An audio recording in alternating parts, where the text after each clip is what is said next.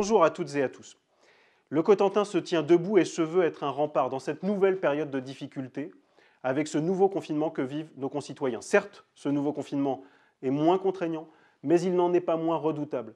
Pour celles et ceux de nos concitoyens qui sont dans la souffrance, qui vivent l'isolement, qui subissent des difficultés économiques majeures. Je pense en particulier à nos petites entreprises qui maillent le territoire du Cotentin. Je pense à nos artisans, à nos commerçants qui, après avoir été mis à rude épreuve lors du premier confinement, connaissent de nouvelles difficultés extrêmement fortes. Dans ces difficultés, nous avons voulu maintenir l'ensemble de nos services publics. Les plus de 1000 agents du Cotentin sont à pied d'œuvre pour faire vivre ce service public au quotidien. Je tiens à les en remercier du fond du cœur. Remercier ces agents de la collecte, des déchetteries, du cycle de l'eau, des services communs, du scolaire, des transports qui, aujourd'hui, assurent cette présence plus indispensable que jamais sur le terrain. Je pense également à celles et ceux de nos agents qui, dans les services, dans les bureaux de l'agglomération, préparent le Cotentin de demain et assurent l'émergence de nouveaux projets qui contribueront à la relance économique lorsque ce nouveau confinement sera terminé. Face à ces difficultés, le Cotentin a choisi de mettre en place des mesures fortes, énergiques et concrètes.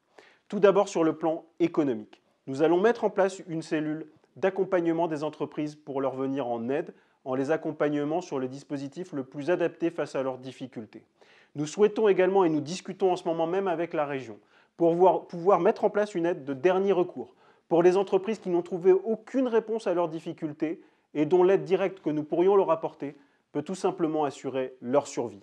Nous allons accompagner nos commerçants dans la démarche de vente et de commercialisation sur Internet. Notre plateforme J'achète local a d'ores et déjà été un succès. Nous allons la réactiver pour permettre ces achats et ces acquisitions sur Internet.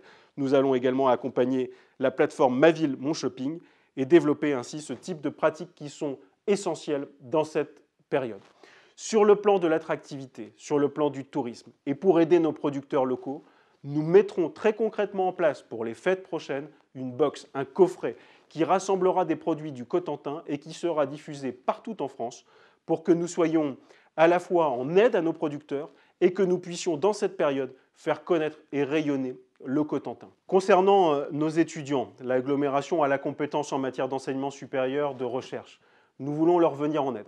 Nous allons donc pleinement activer le dispositif de la région pour accueillir des jeunes diplômés en stage dans notre collectivité. Dans les prochaines semaines, ce sont ainsi 20 jeunes qui viendront parfaire leur expérience professionnelle en attendant de trouver leur premier emploi qui est plus difficile, nous le savons, dans cette période. Nous allons aller au-delà en proposant des jobs étudiants à celles et ceux qui, dans le campus aujourd'hui, sont dans une situation compliquée et d'isolement.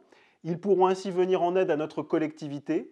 Nous allons les recruter pour quelques semaines pendant cette période de difficulté pour que dans nos pôles de proximité en particulier, ils viennent aider nos agents à faire vivre le service public au quotidien. Nous avons également choisi très concrètement de venir en aide à nos soignants. Nous savons à quel point ils sont en difficulté, à quel point la situation est complexe dans les services Covid. Pour leur permettre de souffler, le Cotentin offrira 200 repas utilisables dans les restaurants de notre territoire, utilisables pour le réveillon du jour de l'an ou dans les semaines qui suivent.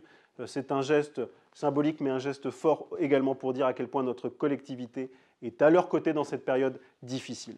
Et puis, je le disais, le Cotentin prépare l'avenir et prépare les grands projets qui permettront notamment à nos entreprises de bénéficier d'une commande publique, à nos citoyens de savoir où nous allons. Et nous avons pour cela à la fois des grands projets et un besoin de proximité plus fort que jamais. Des grands projets comme la mobilité, par exemple.